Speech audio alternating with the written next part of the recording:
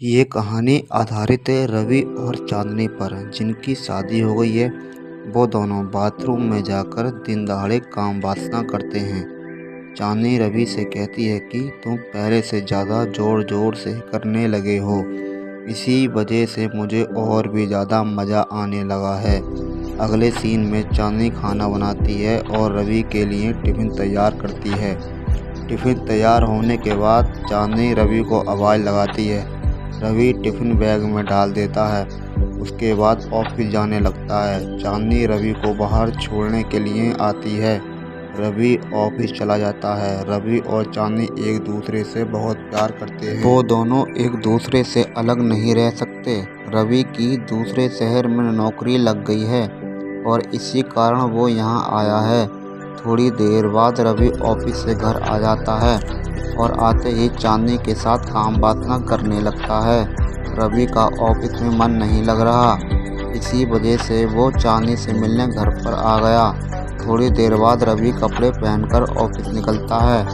रात को रवि घर पर आता है मगर उदास होता है।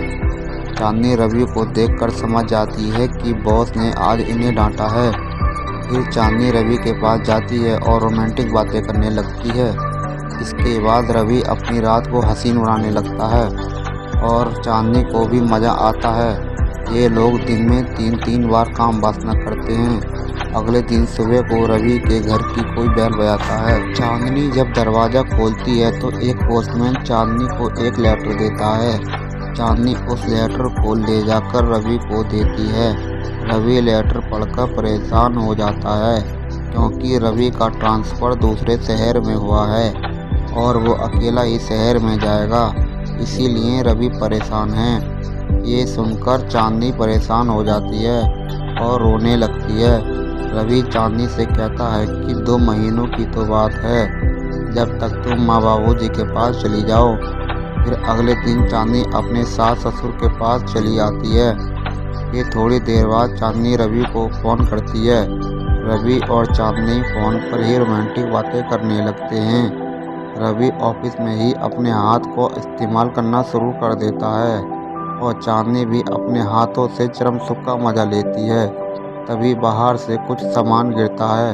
चांदनी समझ जाती है कि उसे कोई देख रहा है। इसके बाद चांदनी फ़ोन को काट देती है और अपने कपड़े कबर्ड में रखती है। उसके बाद वह नहाने जाती है मगर उसके अंगवस्त्र दिखाई नहीं देती।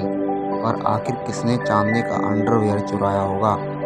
अगले सीन में हम देखते हैं कि चांदनी का अंडरवियर उसके ससुर ने चुराया है और वो उस अंडरवियर को सूंघते हैं और अपना हिलाते भी हैं। और अगले दिन चांदनी को उसकी अंडरवियर मिल जाती है। पर ये क्या, वो किसी के पानी से भरी हुई थी। चांदनी सोचती है कि ये काम किसने किया होगा। रात में चांदनी को बाबूजी आवाज़ लगाते हैं। बाबूजी चांदनी से कहते हैं कि तुम्हारी माँ बाहर गई है, मेरे घुटने में दर्द है, तेल की मालिश कर दो। उसके बाद चांदनी बाबूजी के घुटने पर मालिश करना शुरू कर देती है। बाबूजी चांदनी को और ऊपर मालिश करने के लिए कहते हैं।